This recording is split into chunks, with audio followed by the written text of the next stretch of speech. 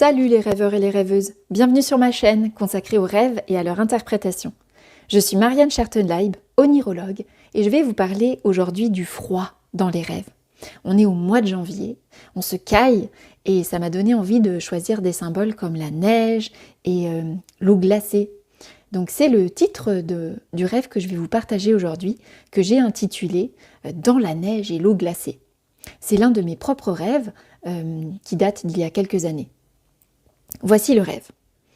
Je suis à la montagne, dans un paysage enneigé. Je regarde, il y a beaucoup de neige. Je marche. Des experts me disent que je vais devoir sauter dans l'eau glacée dans un lac. Je dis que ça va pas, je vais souffrir d'hypothermie ou de choc thermique. Mais les professionnels ont l'air assez sûrs de leur coup. Je vois le tremplin pour sauter dans le lac à l'eau glacée en dessous. Et le rêve s'arrête là. Alors, qu'est-ce qui vient me dire, ce rêve-là? Eh bien, je propose qu'on se penche sur le symbole du paysage enneigé, de la neige. Et pour analyser un symbole, je pose toujours deux questions à la rêveuse. Première question, qu'est-ce que c'est? Et deuxième question, c'est comment? Donc là, je m'interroge moi-même, Marianne, qu'est-ce que c'est que la neige? La neige, c'est de l'eau sous forme solide. Ce sont de minuscules cristaux de glace qui forment des flocons qui tombent du ciel. Et la neige, c'est comment? La neige, c'est froid, c'est blanc, sans couleur. Ça fond, c'est mystérieux, on ne voit pas ce qu'il y a en dessous. Deuxième étape, il va falloir récapituler les associations les plus abstraites. Parce que si on prend les minuscules cristaux de glace, on ne va pas aller très loin, c'est trop précis, c'est trop concret, on ne pourra pas le passer au sens figuré. Ici, je choisis le fait que la neige, c'est froid, c'est sans couleur et c'est mystérieux. Et ensuite, je vais essayer de faire le lien avec ma vie au moment du rêve, avec ce que je traverse, la situation dans laquelle je me trouve. Et c'est pour ça que c'est super important d'écrire le contexte d'un rêve. Vraiment comme si vous écriviez votre journal intime, qu'est-ce qui se passe dans votre vie en ce moment, et en particulier qu'est-ce qui s'est passé la veille, qu'est-ce que vous avez lu, vu, pensé, ressenti, fait, qui vous avez vu, etc. Alors, à quoi ça me fait penser au moment du rêve? Eh bien, un cadre froid, sans couleur et mystérieux, parce que je vois pas trop ce qu'il y a en dessous. Eh bien, au moment du rêve, j'étais en pleine séparation amoureuse. Est-ce que ça colle? En quoi, eh bien, cette période de séparation amoureuse, elle serait froide? Eh bien, quand on se sépare, on perd la chaleur humaine de la relation amoureuse, on perd la chaleur du corps de l'autre, de sa présence au quotidien, et on se retrouve dans un désert affectif où l'on a froid. On n'a plus personne qui nous protège des intempéries de la vie. En quoi est-ce que cette période, elle serait sans couleur, comme la neige?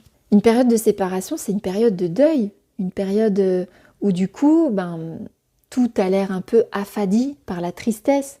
On voit un peu la vie en noir et blanc, la vie a moins d'éclat, elle a moins de couleurs. Et d'ailleurs, le blanc, dans certaines cultures, c'est la couleur du deuil. Et enfin, en quoi est-ce que cette période de séparation, elle pourrait être mystérieuse? Est-ce que ça colle avec l'aspect mystérieux? Eh bien, c'est une période de changement. Je ne sais pas ce qui m'attend.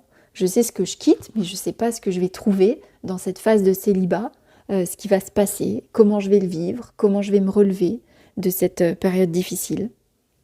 Donc l'image de ce paysage enneigé, c'est un peu le paysage froid, sans couleur et mystérieux de ce célibat tout récent. Et là, on me dit que je vais devoir sauter dans l'eau glacée, dans ce lac. Donc quelque part, c'est une gradation, puisque maintenant, il va falloir que je saute dans l'eau, donc que je sois vraiment au contact direct de cet élément glacé. Et ma réaction, c'est de dire, non, c'est pas possible, je vais mourir, je vais souffrir d'hypothermie ou de choc thermique, je vais en crever. Et c'est vrai que quand on se sépare, on a toujours une petite voix qui dit « Oh là là, c'est vraiment trop dur, tu vas pas y arriver, tu vas jamais t'en remettre. » Et bien là, dans le rêve me dit que si. Les professionnels, ils ont l'air assez sûrs de leur coup. C'est l'encouragement du rêve, en fait, qui vient me dire « Tu vas t'en remettre, tu vas pas en mourir. » Tu as en toi la force nécessaire, garde confiance, ça va pas être agréable, c'est sûr, ça va être très pénible et tu vas te geler d'un point de vue affectif, d'un point de vue sensuel, enfin vraiment, tu auras froid, mais ça passera. Il faut garder à l'esprit que pour d'autres personnes, dans une autre situation, le symbole de la neige ou de l'eau glacée ou du froid pourra signifier tout autre chose. Il y a des gens qui vous diront que la neige, c'est magnifique, que c'est scintillant, que ça crée un paysage féerique, que c'est aussi une forme d'accalmie surnaturelle où tous les sons sont étouffés, donc on avance comme dans un cocon.